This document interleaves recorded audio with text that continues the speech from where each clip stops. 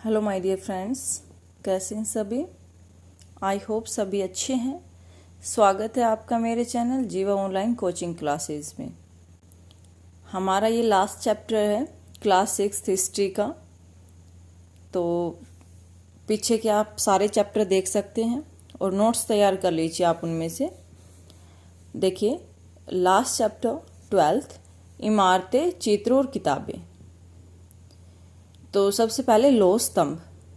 लोह स्तंभ कहाँ पर है?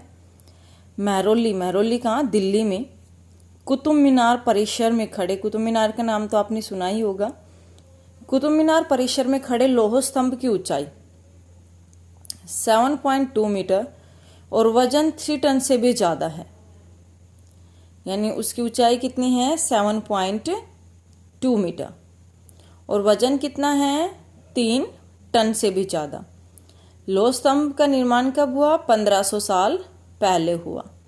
नेक्स्ट सीधा आता है स्तूप क्या होते हैं। इसका शाब्दिक अर्थ क्या होता है? स्तूप का अर्थ होता है टीला।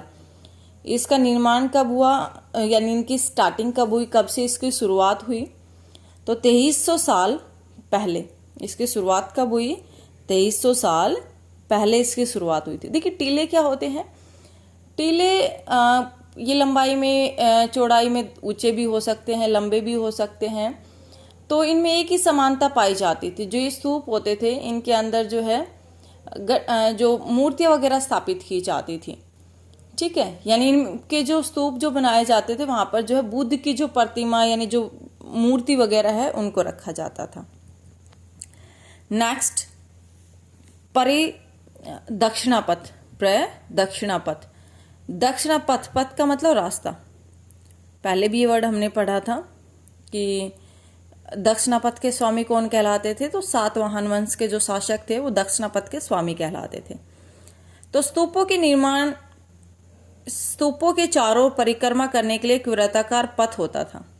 यानी जो स्तूप बने होते थे ना, जो टीले होते थे, तो उसके चारों तरफ परिक्रमा करने के लिए एक वृत्ताकार रास्ता होता था।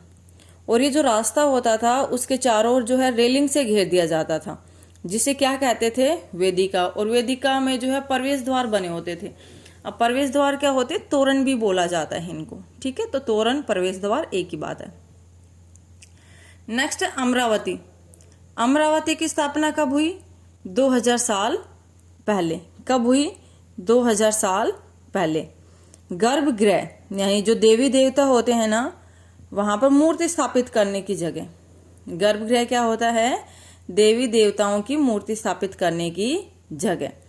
शिखर। शिखर क्या होता है? जो गर्भगृह होता है ना, को एक पवित्र स्थान के रूप में दिखलाने के लिए, यानी जो देवी देवता की जो मूर्ति स्थापित करने की जो जगह होती है, यानी उसको एक पवित्र स्थान के रूप में दिखलाने के लिए, दिखाने के लिए एक देखिए भीतरगांव जो जगह है, ये लगभग 1500 साल पहले पक्की ईंटों व पत्थर से बनाया गया था। भीतरगांव में जो मंदिर है ना, वो 1500 साल पहले पकी हुई ईंटों और पत्थर से बनाया गया था। नेक्स्ट है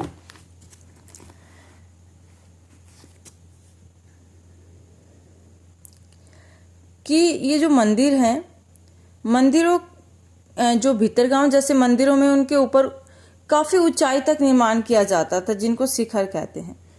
या क्या बोला जा सकता है? शिखर क्या होता है? गर्भगृह के ऊपर लंबाई में निर्माण। गर्भगृह के ऊपर लंबाई में निर्माण क्या हो गया? शिखर हो गया। मंडप क्या होता है? मंडप होता है मंदिर में लोगों के इकट्ठा होने की जगह, यानी जहां पर सभागार होते हैं ना, वो क्या कहलाता है? मंडप कहलाता है, जहां पर लोग एकत्रित होते हैं।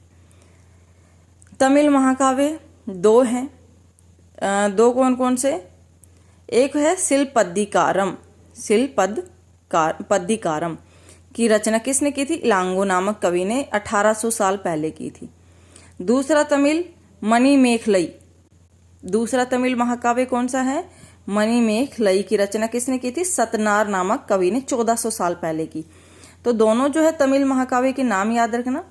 ठीक है, शिलपद्दिकारम, इलांगो नामक व्यक्ति ने इसकी रचना की थी। कब की थी? 1800 साल पहले की थी। नेक्स्ट कौन सा है? मणिमेखलई की रचना किसने की थी? सतनार नामक व्यक्ति ने की थी 1400 साल पहले। पुराण क्या होते हैं? इसका शाब्दिक अर्थ होता है प्राचीन या पुराण। पुराणों की संख्या कितनी है? 18। जो अधिकतर जो श्लोक ये पुराण जो है किसमें लिखे गए? संस्कृत भाषा में लिखे गए। जो स्त्रियां होती थी, जो शूद्र होते थे, यानी जो सबसे निम्न जाति जो होती थी, उनको वेद पढ़ने की अनुमति नहीं थी, वो सिर्फ सुन सकते थे। नेक्स्ट 2 महाकाव्य है। 2 महाकाव्य कौन कौन से? आपको अच्छी तरह से पता है 2 महाकाव्य कौन से? रामायण, महाभारत। ठीक है। रामायण की रचना किसने की थी? वाल्मीकि ने। महाभारत की रचना किसने की थी? वेद व्यास ने। महाभारत में क्या है? कौरव और जो पांडव है उनके युद्ध का वर्णन है, उनके युद्ध की कहानी है।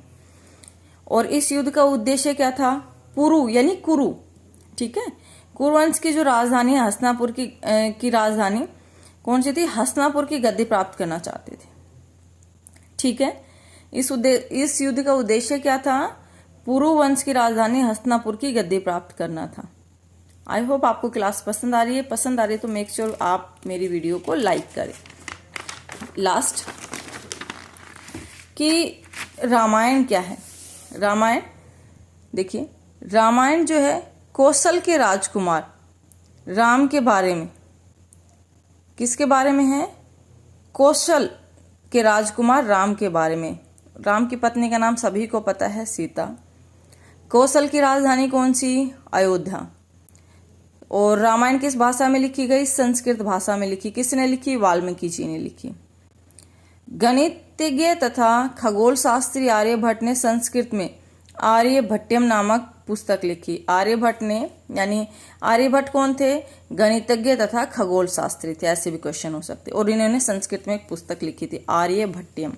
ठीक है। ये आता है कागज का आविष्कार कहाँ हुआ? तो कागज का आविष्कार चीन में हुआ। किसने किया? काई लून ने किया। कब किया? 1900 साल पहले किया। ठीक है। तो कागज का आविष्कार 1900 साल पहले काई लून नामक के एक व्यक्ति ने चीन में किया। एहोल का दुर्गा मंदिर 1400 साल पहले बनाया गया था। यानी एहोल में एक एहोल जो चालुक्यों की जो राजधानी है, वहां पर एक दुर्गा मंदिर है जो कब बनाया गया? 1400 साल पहले। तो सारे ही इंपॉर्टेंट है इसमें क्वेश्चन। तो स्तूप का अर्थ क्या होता है? टीला। प्रदक्षिणा पथ, यानी जो टीले होते हैं स्तूप के चारों और जो परिक्रमा लगाने के लिए एक वृत्ताकार पथ होता है।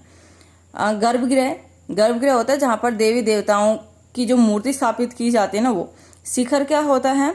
यानी जहां पर मूर्ति स्थापित की जाती है ना, वहां पर गर्भगृह के ऊपर लंबाई में निर्माण करना। गर्भगृह मतलब कि देवी देवताओं की जो स्थापना की जो जगह है उसको। तो एक वर्ड में शिखर क्या होता है? गर्भगृह के ऊपर लंबाई में निर्माण। मंडप, मंदिर में लोगों के इकट्ठा होने की जगह। 2 तमिल महाकाव्य हैं। पुराणों की संख्या कितनी है? 18। 2 महाकाव्य कौन कौन से हैं? रामायण और महाभारत। और रामायण किसके बारे में है? कौशल के राजकुमार राम के बारे में है कि इनके पिता ने इनको वनवास भेज दिया था, और उसके बारे में जो है सारी कहानी दी हुई है आपको।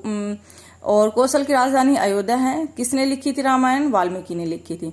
आर्यभट्ट क्या है? एक गणितज्ञ और खगोल शास्त्री हैं। कागज का आविष्कार कहाँ किया गया? चीन में किया गया। आई होप आपको क्लास पसंद आई होगी, और पसंद आई है तो लाइक करें, शेयर करें। जो भी मेरे चैनल पर नए लोग जो देख रहे हैं, प्लीज मेरे चैनल को सब्सक्राइब करें और वीडियो को कंप्लीट देखें। और कल से हम नेक्स्ट क्लास 7th की हिस्ट्री स्टार्ट करेंगे। तो आप एक बार क्लास 6th की हिस्ट्री कंप्लीट कर लेना। जहां पर भी प्रॉब्लम आपको लगती है तो आप कमेंट्स बॉक्स में मुझसे पूछ सकते हैं। Thank you.